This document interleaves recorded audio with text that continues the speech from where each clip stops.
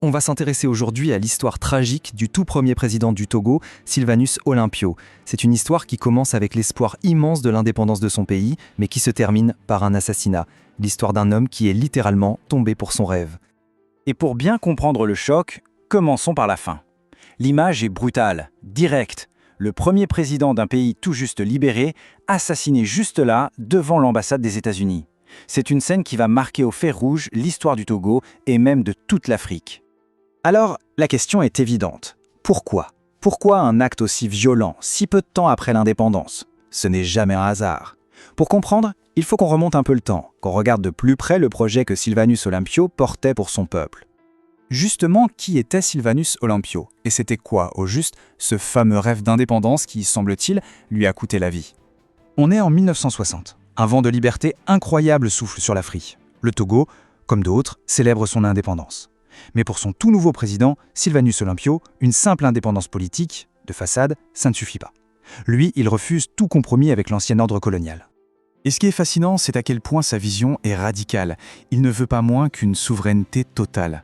Sur le plan militaire, par exemple, ça veut dire refuser une armée composée d'anciens soldats coloniaux qui seraient potentiellement toujours loyaux à la France. Sur le plan économique, c'est encore plus audacieux. Créer sa propre monnaie pour sortir du franc CFA, cette devise qui liait son pays au trésor français et bridait son autonomie. Son grand rêve, c'était ça, une Afrique enfin maîtresse de son destin. Mais voilà, cette vision, aussi noble soit-elle, elle ne plaît pas à tout le monde, loin de là. Elle représente une rupture nette, une véritable menace pour l'ordre qui était en place. Le conflit, il est là, noir sur blanc. D'un côté, le projet d'Olympio, une nation pleinement souveraine. Et de l'autre, un système post-colonial qui gardait les nouvelles nations sous influence, notamment via le franc CFA et des accords de défense. La vision d'Olympio, c'était une déclaration de guerre à ce système. Son objectif était simple, mais terriblement radical, briser le cordon colonial. Il ne s'agissait pas de négocier les termes de la dépendance, non, mais de la supprimer, carrément. Et forcément, ce rêve dérangeait. Pour Paris, un tel projet était une menace directe. Un geste jugé beaucoup trop audacieux, arrivé bien trop tôt, et qui risquait surtout de donner de mauvaises idées à d'autres nations africaines, tout juste indépendantes. Cette menace, elle va nous mener tout droit à une nuit fatidique.